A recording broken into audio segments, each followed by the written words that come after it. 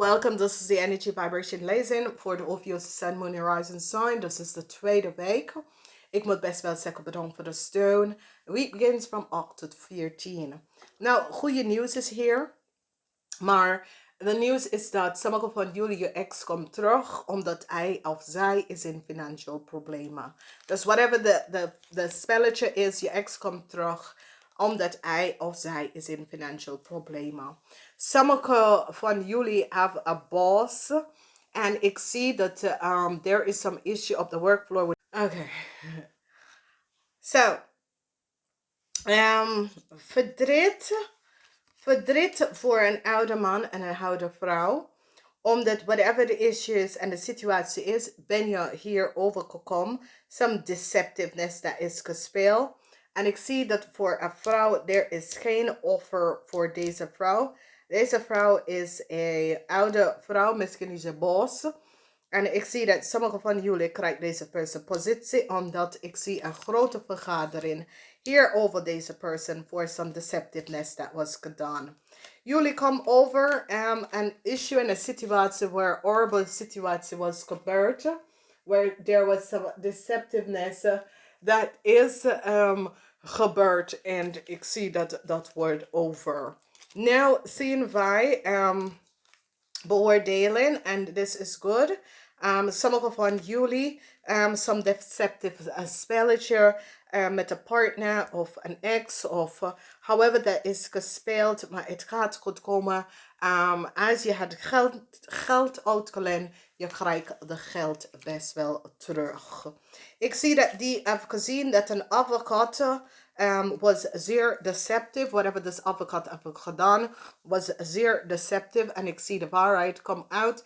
Het hoeft niet. Het kan een adviseur, het kan een accountant, het kan een adviseur of een mortgage broker of noem maar op. Maar deze persoon die heeft gezien de deceptiveness van deze persoon. Dus ik ken verzekeringsmaatschappij, mortgage broker, some deceptive speel dat is gebeurd. Dan we zien dat je wacht in de weekend om te horen van iemand. Sommige van jullie misschien hebben een nieuwe relatie. Met iemand, je wacht om te horen, je hoort niks van de persoon. Je komt achter dat deze persoon is in meerdere relatie.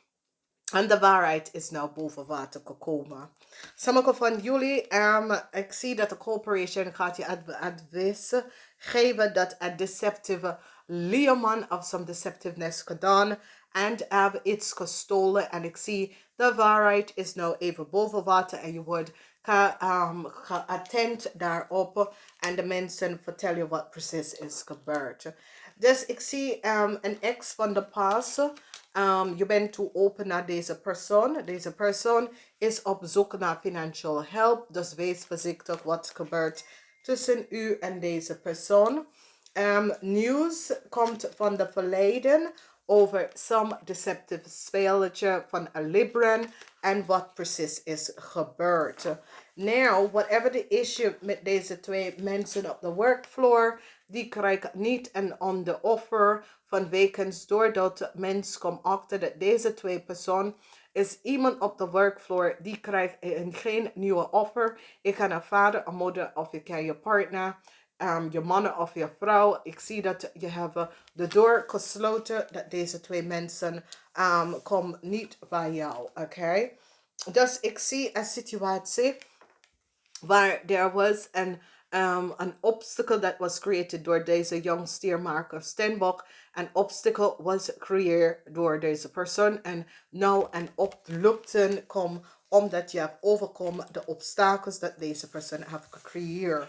De waarheid is even boven water en ik zie sommige van jullie maken beslissing over een nieuwe liefde dat is in je leven gekomen. Vanwege doordat sommige van jullie hebben achtergekomen dat deze persoon was niet oprecht. En je gaat een eind hier aan gaan brengen.